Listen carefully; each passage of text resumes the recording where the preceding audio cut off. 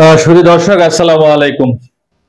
জীবন গল্প অনুষ্ঠানে আপনাদেরকে স্বাগতম। আমার ক্যামেরার সামনে ছোট্ট একটি বোন। এই গল্পটি আপনারা সব শুনলে তার তথ্য সব জেনে যাবেন, অযথা ফোন দিয়ে বিরক্ত করার দরকার হবে না। স্ক্রিনে যে নাম্বারটি আছে, এই নাম্বারটি আমার চ্যানেল কর্তৃপক্ষের নাম্বার। এই নাম্বার ইমেল এবং হোয়াটসঅ্যাপ আছে। বোনটির গল্প শুনে ভালো লাগলে তার স্ক্রিনশট দিয়ে একটা ছবি তুলে আমাকে পাঠিয়ে দিয়ে ভয়েস দিবেন। উপযুক্ত মনে করলে আমি যোগাযোগ করে নিব। তো দর্শক, আমরা চলে যাচ্ছি বোনটির কাছে। আপু, আসসালামু আলাইকুম। ওয়ালাইকুম সালাম। আপনি কেমন আছেন আপু? আল্লাহর রহমতে আমি ভালোই আছি। আলহামদুলিল্লাহ, আমিও ভালো আছি। তো আপনার নামটা জানতে পারি? আমার নাম বৃষ্টি। বর্তমান বয়স? বর্তমান বয়স 23-24 পড়ছে।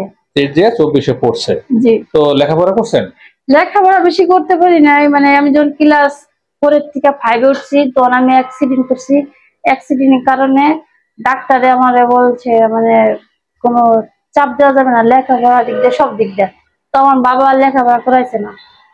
বাবা লেখাপড়া করাইছে না? না। তো আপনার পরিবারে কে কে আছে এখন? পরিবারে আমার মা আছে, ভাই আছে আর আমি আছি। তো আপনার হাজবেন্ড, আপনার স্বামী বা আপনার বাবা তারা কোথায়? আমার বাবা প্রবাসী ছিল, প্রবাসীর থেকে মানে 7 মাস হয়েছে মারা গেছে। আমার স্বামীও মারা গেছে। একটু বলেন তো কি হয়েছিল আসলে, আপনার স্বামী কিভাবে মারা গেল, আপনার স্বামীর সাথে কিভাবে বিয়ে হলো? কিভাবে বিয়ে হলো বলবো, শুনবেন তাহলে? জি জি জি। আমার বাবা সৌদি ছিল অনেক বছরই। আমি তার একমাত্র মেয়ে। তো বাবার মা পছন্দ করে আমার বিয়ে দেয়।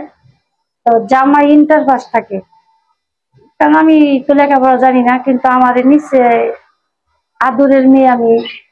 আমাদের শহরের মধ্যে বাড়ি ছিল, মানে অনেক টাকা পয়সা ছিল। তো জামাই ইন্টার পাস ছিল, তাও নিচে জামাইয়ের একটা গাড়ি কিনে দেয়, ডিস্ট্রিক্ট গাড়ি, 40 লাখ টাকা দেয়। তার মানে আপনারা অনেক ধনশালী ছিলেন, পয়সাওয়ালা ছিলেন। 40 লাখ টাকাতে একটা গাড়ি কিনে দেয়। সারাদিন বাসায় ঘুমাইছে, ঘুমায় গাড়ি নিয়ে রাত্রে গেছে সিলেটে। তো যখন তারপরের দিনকে সিলেট থেকে যখন আসে তখন আমার ফোন দিছে, আমি পাথর পড়ছি আর নাইতাছে অমুক জায়গায় পাথর মানে মাল নামাবো। আমি আচ্ছা ঠিক আছে, তাহলে পাথর নামাইয়া তাড়াতাড়ি বাসায় যাবো।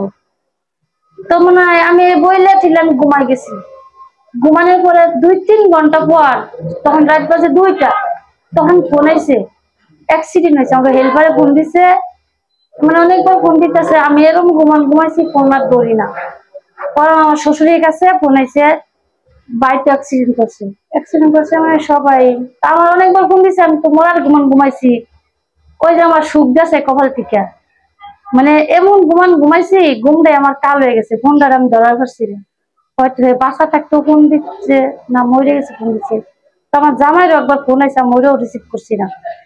তো রাত 2টা বাজে যখন, তখন মানে খবর আছে অ্যাক্সিডেন্ট করছে। আমার জামাই জায়গায় মানে মারা যায়, স্পট ডেথ। ওখানেই শেষ।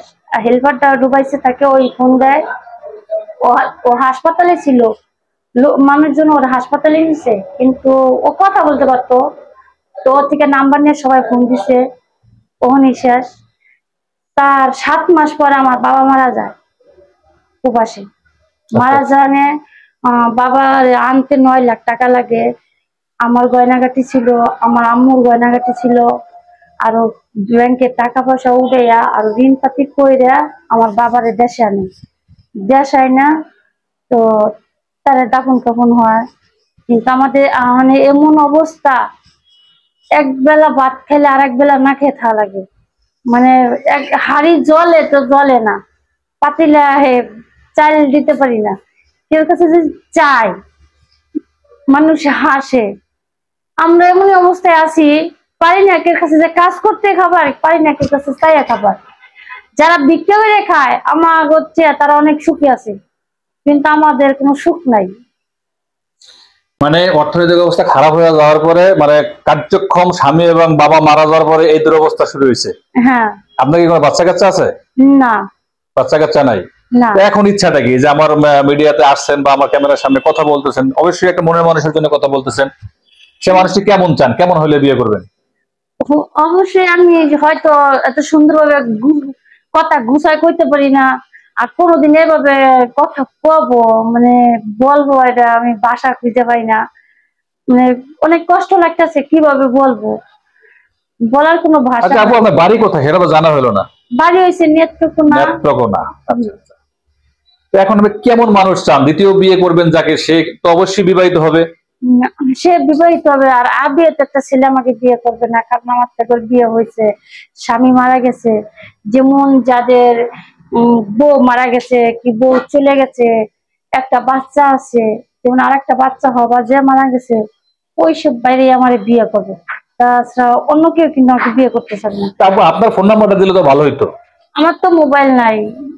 আমার একটা আইফোন ছিল, কিছুদিন আগে আমার আম্মু অসুস্থ হয়ে পড়ে, আইফোনটা বেচছে আমার আম্মার আমি চিকিৎসা করি। ওখানে আমার কোনো মোবাইলও নাই। মানে আস্তে আস্তে অবস্থা আপনারই খারাপ হয়ে গেছে। হ্যাঁ, যাই হোক দর্শক, আমরা গল্পটি ছোট্ট করে করলাম, আপনারা শুনছেন। যদি সবকিছু জেনে শুনে কোনো ভাই ওর পাশে দাঁড়াইতে চান, আমার সাথে যোগাযোগ করেন। আমি যদি সময় সুযোগ পাই আমার সাথে যোগাযোগ করাই দিব।